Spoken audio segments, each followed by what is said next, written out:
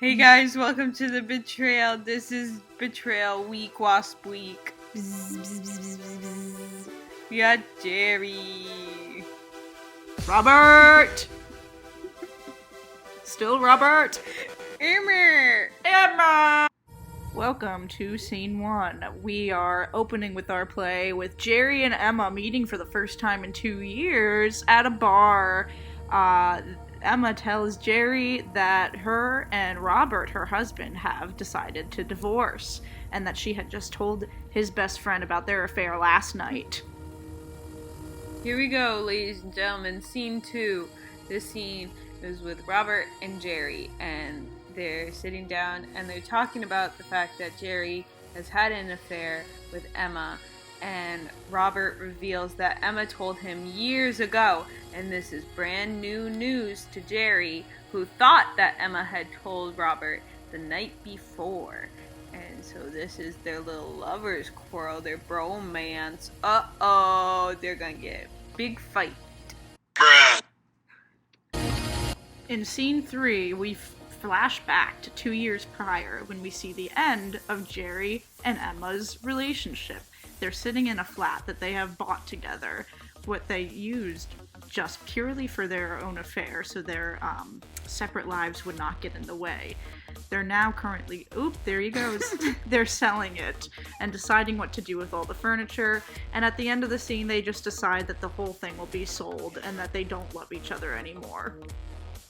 Scene 4 starts in 1974, where all three of them are together. First, Jerry and Robert are discussing things, and then Emma joins them. They discuss their writer-client Casey, his works, and then Robert insists on how Jerry and him must play squash. Jerry leaves, leaving Emma and Robert together with a guilty Emma, because we are about to find out in the next scene that Robert knows about Jerry and Emma's affair, but Jerry still doesn't know that Robert knows.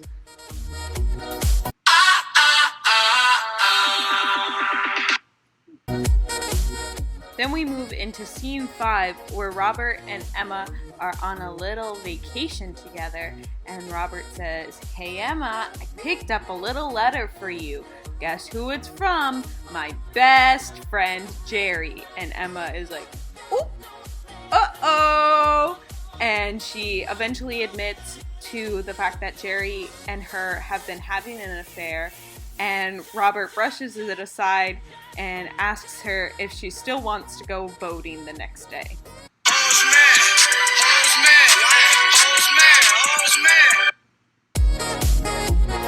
In Scene 6, we see Jerry and Emma at their shared flat, in which we can assume is either the next day or a couple days after Emma has revealed the affair to Robert, as she seems off, and when Jerry says that it's his turn to take Robert out to lunch, she questions why he has to speak to him and why they have to go out to lunch. The scene ends with them just reminiscing about memories.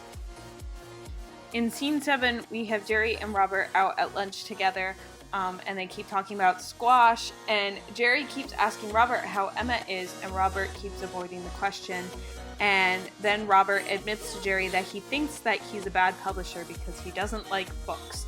And Jerry kind of comforts him in a way, but not really, and just keeps asking about Emma. And then at the end, Robert says that Jerry should see Emma sometime because she'd like to see him. No! God, please, no! No! Welcome to Scene 8, year 1971. At the very beginning of Jerry and Emma's affair. They have just bought the flat. He comes home to her making dinner in the flat, and she has to tell him some awful news, which is she is pregnant. And it's not his, it was while he was in America, so it's definitely her husband's.